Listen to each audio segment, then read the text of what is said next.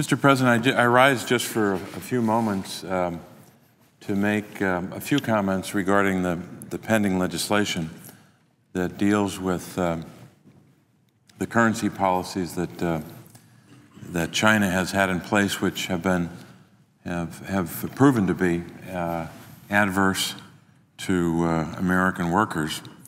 I was saying on the floor yesterday, and I'll say it again, that this isn't a complicated issue. When China doesn't play by the rules, when they cheat on the international stage and on their currency policies, Americans lose jobs. And we've lost far too many of them for us to just sit back and do nothing, or to sit back and just discuss and urge and plead instead of taking action. But what I failed to do yesterday was put a couple of basic numbers on the table. I mentioned in some of my comments yesterday that we had a hearing in the Joint Economic Committee, which for those who aren't as familiar with the workings of that committee, it's a House-Senate joint committee where you have senators and House members, obviously from both parties, meeting and participating in hearings on a whole range of topics, most of them dealing with the economy and jobs. And yesterday we had the Federal Reserve Chairman, Ben Bernanke, who testified broadly about a lot of issues. But I asked him about currency, and one of the things that he said, and I thought this was a pretty significant statement, and I'm just reading something Chairman Bernanke said in pertinent part. This isn't obviously a full statement. But when I asked him about currency, China currency, and their policy, he said, and I'm quoting here, he said, "I think right now a concern is that the Chinese currency policy is blocking what might be a more normal recovery process in the global economy." Then he goes on to say, the Chinese currency policy is blocking that process. I should add here, process meaning the recovery. And then he goes on to say, so it is to some extent hurting the recovery process, unquote. That is the chairman of the Federal Reserve, someone whose job it is to, I should say whose job it is not to comment on public policy on a regular basis necessarily, or to take positions on one side or the other on public policy. But the fact that he made that statement, which made it abundantly clear that this isn't simply a problem for our workers when we lose jobs, when we hemorrhage the jobs that we have lost, but this currency policy that China has in place is an impediment to the recovery, the economic recovery of the world. So I thought it was a critically important statement that he made, that is in furtherance of, or in further evidence, I should say, that this bill that we're working on is the right way to go. I don't want to imply that he endorsed the bill. He didn't. But I thought it was interesting that he focused on the economic recovery worldwide, and not only on the adverse consequences for our workers, our companies, our jobs. And two other notes, and then I'll sit down. But one is the impact in a state like Pennsylvania. I have the privilege to represent the people of Pennsylvania, so I want to make sure that the record is clear in terms of what China's policies, both on currency and more broadly on trade, have meant in the context of Pennsylvania workers.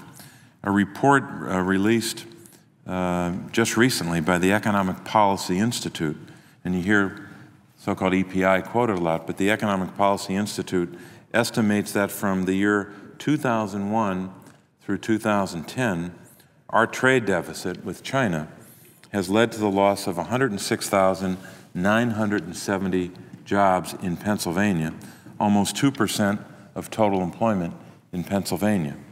Across the nation, this same trade deficit with China has led to a loss of 2.8 million jobs since 2001. So basically what you're talking about there is less than a decade. Because of the trade deficit with China, we've lost 2.8 million jobs nationally, and almost just a little bit shy of 107,000 jobs in one state, the state of Pennsylvania. Now, some would say, well, you should be careful in how you say that, because we're not saying that the currency policy that they have in place, which I would assert they're cheating on, that alone can be attributed to, or the job loss can be attributed solely to that. I'm not saying that. But there is no question, and I think the record is replete with evidence and examples, that much of that job loss can be attributed to their currency policies, as well as other policies that they have in place. I'm not even going to get into the infringement on copyright and intellectual property and a whole range of other issues where we have some disagreements with other policies emanating from China. And two more points finally about EPI. The Economic Policy Institute did an analysis, and they released this report June 17th of 2011. And what they found was that they wanted to make a determination if China were to revalue its currency, in other words, play by the rules to the extent of a 28% level. Some people think the manipulation that they're doing amounts to more than 28%. But if they are able to revalue that their currency up to that level, what would happen? So here's what EPI found. If only China revalued to 28.5%, the growth in U.S. gross domestic product would support 1,631,000 U.S. jobs. And if other Asian countries also revalued at that level, 28.5%, then the job number would be, the job gain, I should say, here in the United States would be 2,250,000 jobs because of that revaluation.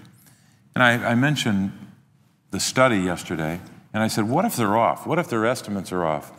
What if for some reason you had to scale down that estimate?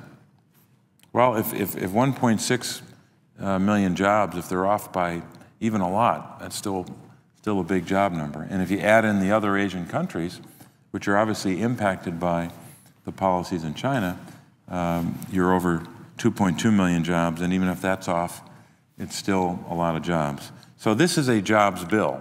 When we talk about creating new consequences for China's cheating on currency, this is a job creator if we do it, if we can pass the bill and implement the policy. And we can create a lot of jobs over the next several years at the same time. So this has an impact on job creation, and it has an impact ultimately on gross domestic product. And I know that when I go back to Pennsylvania and people say to me, let me get this straight, you have a bill that deals with getting tougher on China as it relates to their currency policy. You have bipartisan support in the United States Senate, and it is a job-creating bill. Why won't this pass, and why don't you have this enacted into law? So I believe that we have a lot of momentum for passage. I would hope that the bipartisan support we have on the Republican side of the aisle with a number of Democrats would result in passage of this legislation. And especially when you put it in the context of 2 points that I made. One, the job impact, or I should say the job loss that has resulted from China cheating on its currency policy over all these years. And secondly, when you put it in the context of not just our economy, but the world's economy. When you have the chairman of the Federal Reserve saying that their policy on currency is impeding, or let me read exactly what he said just to be, quote, Chinese currency policy is blocking what might be a more normal recovery process in the global economy, unquote. Blocking recovery in the global economy. That is compelling testimony for anyone who cares about and is concerned about creating jobs here, strengthening our recovery, and obviously helping the recovery worldwide. So I think the evidence is overwhelming. The support for this legislation is as broad-based as any I've seen for any bill I've ever considered in the almost 5 years I've been in the Senate.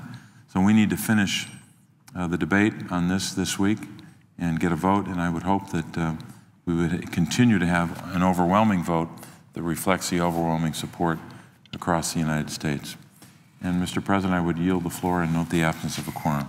The clerk will call the roll.